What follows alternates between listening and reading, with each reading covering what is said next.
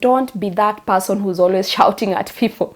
You don't have to talk loudly. You can communicate without shouting.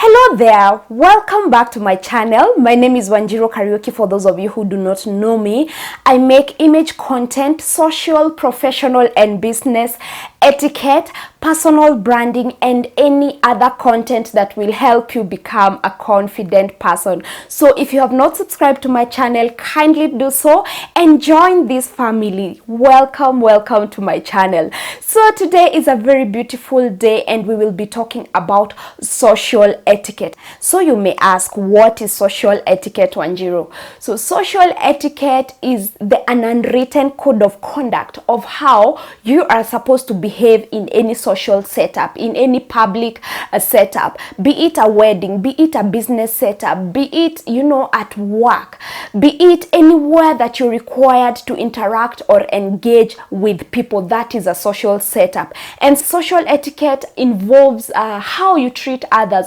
It involves how you behave when you're in front of people. It involves how you interact with people, how you engage with people. It involves your behavior when you are in any social setup. So that is basically social setup. And I pray and hope that by the end of this topic for the day, you're going to have an idea of how you can behave when you're in front of people, of how you can treat others in any social setup. So let's get into social etiquette. Now, since you know the definition of social etiquette has some aspects that you need to put in consideration anytime you're relating with people or when you're engaging with people. And one of these aspects is communication. We all know that we can't survive without communication because it's the only way we pass information from one person to the other. And in any social setup, communication is very crucial. First thing you need to consider is the cultural background of these people that you're interacting with. You need to do your research. You need to know what is considered taboo in that cultural background. You need to know what is acceptable, what is not acceptable in that particular cultural background of the people you're interacting with. Because what could be considered acceptable to you could not be acceptable to a different cultural background. So when you're going to a wedding, you need to know, how am I going to communicate to these people? When am I supposed to communicate? When is the right time? Because you could be communicating in a way that could be offensive to another person of a different cultural background. So it's up to you to know and to do your research on the people you're communicating with, know their cultural backgrounds, know their cultural practices, and adhere to what is termed respectable or considerate to that particular cultural background. When communicating, the other thing you need to put into consideration is your tone of voice. Yes, the way you talk to people. Are you a harsh person? Your tone should be in a manner that suggests that you're a respectful person, that you value the people you're communicating with, that you respect them. It doesn't matter the social class or the social status of that particular person. Your tone of voice should be in a way that you are respecting whoever you are communicating with. And the other part about communication, you need to be cautious. Don't forget the 4 magic words that we learned way back when we were little girls and boys. Anytime you've wronged somebody, you need to apologize and you need to say sorry. Never forget to say thank you anytime a person does anything positive to you, anytime you have been gifted, anytime somebody has given you a present. Don't forget to say that you are grateful or say, thank you. And when you need to be excused, learn to use excuse me when you need to be excused. On communication, again, we are living in an era where we have diseases like coronavirus, which have really affected our space with people. So when you're talking to somebody, always maintain a safe social distance, that you cannot infect the other person or the other person cannot infect you with coronavirus. coronavirus or any other airborne disease. So always maintain a safe distance when you're talking to people. And again, when it comes to communication, you need to be mindful of the jokes that you're putting out there. You know, something could be a joke to you, but it could not be a joke to another person. So it's up to you to be mindful. There are some jokes you can share to your peers that you cannot share to people maybe of who are older than you, or people who are in a higher social status than you. You need to respect others, and you should not gossip. You should not be a rumor monger. Be a person that respects other people, and always ensure when you're talking something about another person, if they were there at that particular time, will you be saying the same words? Would you be sharing the same information about them? So don't be a gossiper, don't be a rumor monger. Respect people and always mind your business when it comes to communication. Another thing when it comes to communication, be an active listener. What do I mean by this? You need to listen to what people are saying. You need to be an active listener. Don't be that person who's always interrupting people when they're talking and you're not listening to what they're saying to you. No, you need to listen to people. You need to listen to what they're saying, because that is the only way you're going to be able to decode the information that they're telling you, and in a manner that you will understand before responding. So always be mindful and be an active listener when you're talking to people.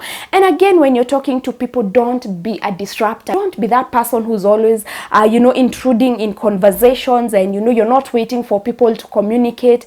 Always wait for your turn when you are communicating. And again, when it comes to communication, written communication, this involves messages, phone messages, it involves emails. When somebody writes you a message, be mindful to respond to that message in time, because the fact that they wrote you a message, it meant that they wanted a response, a quick response. It's up to you to always be considerate. Check your emails over time. Don't forget to respond to those people who are trying to communicate to you. Same applies to phone messages. Don't allow a message to go for 2-3 days without responding. Always be mindful. If you don't have that kind of response at that particular time, always write a message telling them you'll come back to them responding with the right information, but don't keep them pending with unresponded messages. So always respond to messages in time.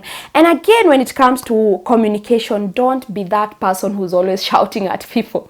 You don't have to talk loudly. You can communicate without shouting. You can communicate in a manner that shows you respect and actually mind those around you. So when it comes to communication, don't shout. When it comes to laughing, don't laugh loudly. I mean, sometimes a joke can get you unawares and you feel like laughing, but always be considerate of those around you and laugh in a manner that is respectable to you and to those around you.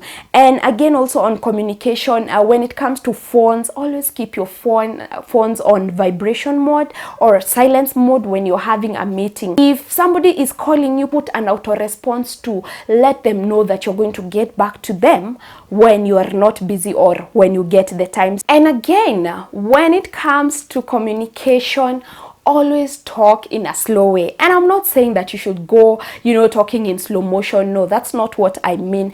I mean, the way you communicate should be slow in a way that the other person has time to receive what you're saying, to listen to what you're saying. Talk in a simple and precise way. Let your information be straight to the point. Avoid fumbling. Just keep talking in a way that is straight to the point. Be clear and concise when communicating, all right? There are so many things that we can talk about communication when it comes to social etiquette.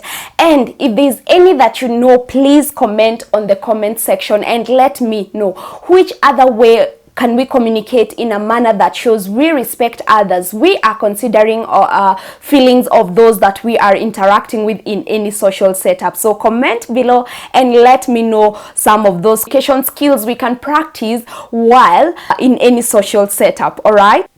The other aspect of social etiquette is punctuality. Yes, punctuality. It's always good to be on time every other time, because it shows you respect your time and you're also respecting the time of those that you're interacting with or engaging with. We are living in a world where we need to be punctual in so many things, because we are always interacting with people, we are always engaging with people, and this requires that, you know, we are having numerous meetings, we are having numerous business meetings, casual meetings. So in all these functions, in all these setups, we need to ensure that we are respecting people's time, that we are considering the time of others, because when you respect other people's time, they will also respect your time. But if you're just known for being the person who does not respect people's time, then people will not even take you seriously. People will not even give you opportunities. Always arrive in time. Actually, you should always arrive like 10 minutes or even 20 minutes before the time that is intended. And again, on punctuality, in case of an emergency, in case something comes up and it disrupts maybe a time that you were supposed to be somewhere, or maybe a time when you were supposed to have sent maybe a report or an information that was required, always be keen to communicate before time to let the other person know that, you know, maybe I'm running late because of ABCD, you know, you required this report at a certain time, but I might not be in a position to give it to you at that particular point because of ABCD. Always communicate. Let the other person know that maybe you're going to be late because of a certain reason. I learned to always be on time every other time. Another aspect of social etiquette that should always be put into consideration is a positive attitude. It's always good to have a positive attitude. It's always good, you know, to put out a positive attitude, because positive attitude radiates. Positive attitude can be transferred from one person to the other. And I'll give you an example. For example, when you go to a burial, everybody is sad, everybody is mourning, everybody is not in a happy mood. And what happens when you go there, even before anybody talks to you? That energy is transferred to you and you also become sad. And what does that mean? Emotions are transferable. When you go to a wedding where people are making merry, where people are happy, automatically you also get into that mood and you want to celebrate with them, because emotions are contagious, or emotions can be transferred from one person to the other. So in a social setup, you need to be considerate of your emotions. You need to always portray a positive attitude, and it starts with your body language, the way you stand, your posture, the way you're sitting. You know, the body has a funny way of communicating to your mind, and your mind releases neurochemicals which are spread to your body to communicate depending on your body posture. It's always good to be intentional on the kind of mood you're setting out there, on the kind of energy you're spreading out there. Always purpose to be a positive person, spread good vibes, spread good energy. That is a way of minding people in any social setup when it comes to social etiquette. The other aspect of social etiquette that we all need to be considerate about is grooming and our body hygiene. You are interacting with people every other day. You are engaging with people every other day, and you need to smell good. I mean, you need to work hard and smell good. Nowadays, fragrances and deodorants are very affordable. You can walk into the supermarket and get yourself a deodorant, so that after taking that, refreshing, good, long shower, you use a roll-on, you use a deodorant so that you can smell good. Also, the clothes that you're wearing should be ironed. Don't walk around with creased clothes. It says a lot about you when you walk with creased clothes or with unpolished shoes, when your outfits are uncoordinated. It's very important to observe your body hygiene and also your grooming. Remember, people judge you based on the first 7 seconds when they set their eyes on you. So it's up to you to know which kind of message am I sending out there. How are people judging me based on how I appear? So it's up to you to be intentional on how you're grooming, on how you're dressing, on how you present yourself. I mean, go take that haircut, go fix your hair. Ladies, go fix your nails. I mean, look good and you will feel good, because image is everything, guys. It will present you to opportunities. It will help you network with the right people, because people want to be associated with people who look good. People want to be associated with people who look the part. And I'm telling you this for free, even for an interview. Before you even speak and talk about your qualifications, they will judge you based on how you will appear for that interview. And nowadays, even when people are doing interviews via Zoom, but how you present yourself in that meeting will also determine the kind of judgment they will give you. You get? So you can't afford to ignore grooming or even hygiene. There are so many things we can talk about social etiquette, but today I had prepared for you those 4 main aspects that we need to observe, and that is communication. The other thing was punctuality. Mind people's time. Always be out there spreading good vibes, good energy, positive energy, and that is what you'll be radiating all along, and it will also come back to you. When it comes to grooming, we can talk a lot about grooming, but I've mentioned, some of the ways in which we can improve on our hygiene, on our image, that will help us be able to maintain a positive social etiquette.